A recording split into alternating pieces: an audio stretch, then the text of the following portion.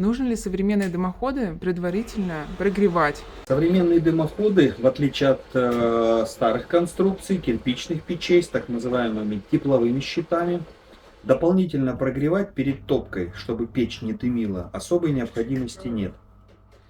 Тяга в дымоходе это тот же самый ветер, который дует всегда из горячего в холодное.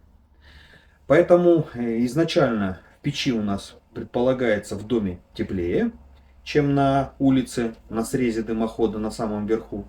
Поэтому при данной разнице в температурах дым должен изначально идти из печи, соответственно, на выход из дымохода. Печи, как правило, сейчас, тем более, достаточно герметичные, закрываются достаточно плотно, поэтому какого-то дыма быть не должно. И в процессе розжига печи, увеличения температуры в печи, вот эта разница в температурах внутри печи и на срезе дымохода наверху, она будет только увеличиваться, и тяга должна тоже, соответственно, увеличиваться. Поэтому дополнительно прогревать особой необходимости сейчас нет. Был торговый дом Прометей. Обязательно подписывайтесь, ставьте лайки и приходите к нам в магазин.